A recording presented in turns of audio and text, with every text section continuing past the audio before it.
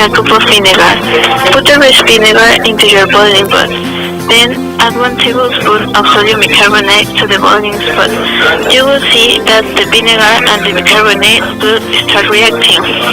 That is because when the vinegar and the bicarbonate combine, they produce a chemical reaction that makes the both ingredients form foam.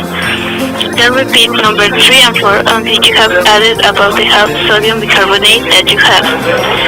Add a tablespoon of sodium bicarbonate. Stir again until it stops bubbling. Bubbling should be getting lighter and lighter by now. Repeat number 4 and 5 until the bubbling stops. You should have leftover sodium bicarbonate.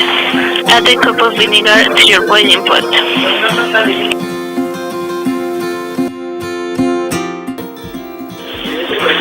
Put the boiling pot and your mixture in middle flame. It will evaporate sometime later because of the heat.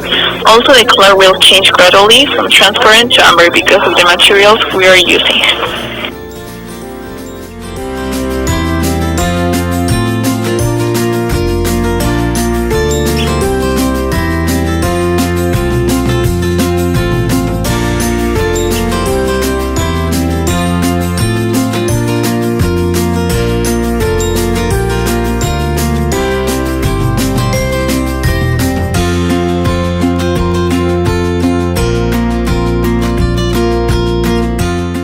For the step number 3, we will let the solution cool down. It will take a while and we cover it with plastic wrap and we'll let it cool down until it reaches room temperature. Then we add the 2 cups of activated charcoal because the activated charcoal will catch the molecules and the pollutants in the mix so we can have the purest solution possible.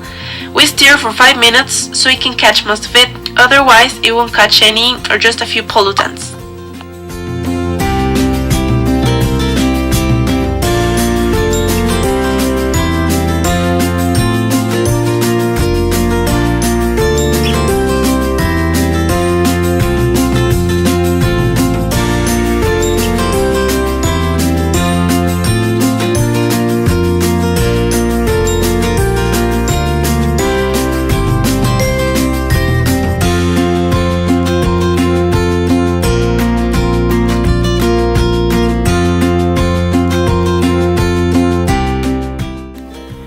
In the steps 4 and 5, we filter the carbon from the vinegar after boiling the mix.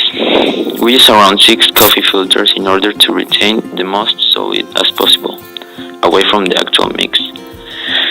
Then we boil it and repeat the process. That way, the mix behaves different but with no solids, and it's still the reaction of the carbon and the vinegar. That way, the carbon still reacts, but the spare in solid state is taken away.